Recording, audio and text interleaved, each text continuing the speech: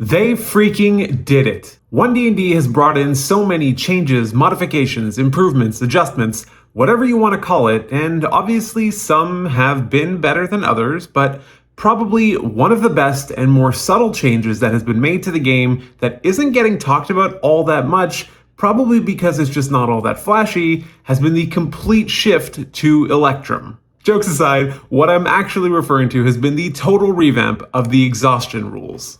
This has been a topic that has been on my radar to make a video about since the Expert Classes UA was released at the end of September. However, as we seem to be in a little bit of a lull before the next UA release, now seems like as good a time as any. I know there have been some videos already discussing this, including Bob World Builders, which is excellent, but it's a topic that I really feel strongly about, and I wanted to make sure that I got my thoughts out about it.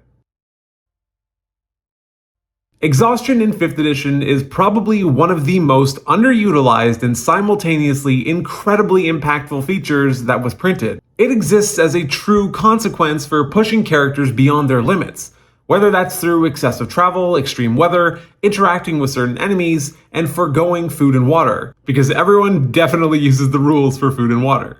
What prevents the more widespread use of the exhausted condition is the unintuitive nature of its progression, the aggressive scaling of it, and its general lack of use as a consequence outside of certain niche scenarios that are even often overlooked within a campaign. And therein lies the problem.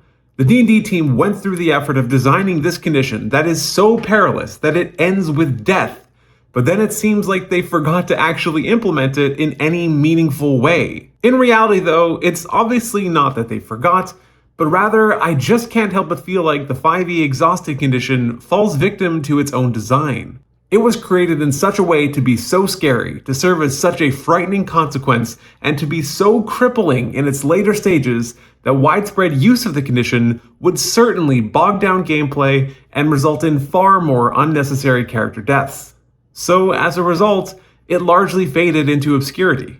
Perhaps I'm a bit twisted, but at my table we actually make somewhat regular use of exhaustion as a consequence, at least relative to how most use it, I'm sure. It's not every session that someone suffers from it, but it has happened enough that when it does occur, my group is certainly put on notice that things are about to get very real. This is actually one of the things that I love about the condition, in a weird and sort of counterintuitive way. Because essentially no one actually has the progression memorized, when it happens, the panic across the table becomes palpable. This was initially one of the things that I didn't like about the new version. It seemed too predictable. But I have completely changed my opinion on that, and will likely be switching over to the new version soon. The new iteration of the exhausting condition is a significant departure from what we have currently. While it does still ultimately end in death, the insane acceleration of consequences that once ranged from not so bad to incredibly crippling has been replaced by a beautifully intuitive linear progression system, whereby each level of exhaustion provides a cumulative -1 on D20 tests, which includes attack rolls, ability checks, and saving throws. And that same cumulative -1 to your spell save DC of any spell that you cast. If you're enjoying this video, consider hitting the like button and subscribing. These small gestures go a really long way to helping others find my content, so it truly does mean a lot. I'll also be running a giveaway soon for Dragonlance Shadow of the Dragon Queen, so be sure to stay tuned for that. The beauty of the system is not just in its simplicity, but rather in its transferability. Having a built-in and codified system of consequences can allow the exhausted condition to exist in many places outside of the few mentioned earlier. The most significant one to me is to act as a solution of sorts to the quote-unquote yo-yo that exists in combat within 5e.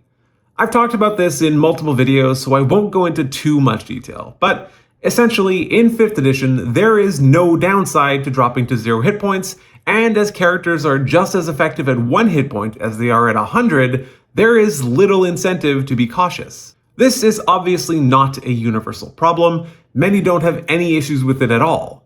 In my games, this really has not proven to be that much of a problem, but we are always looking for ways to incorporate some elements of realism into our adventures, and this is just such an elegant way of doing it. Each time a character drops to 0 hit points, they accumulate 1 level of exhaustion.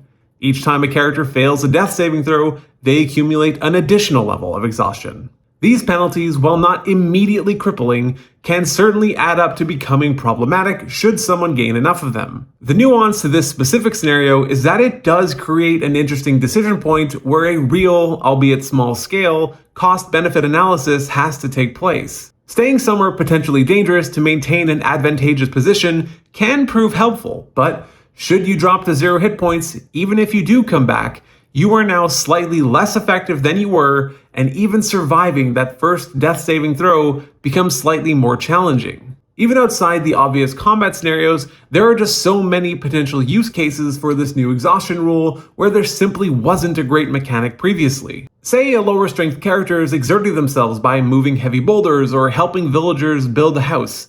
They can earn a level of exhaustion.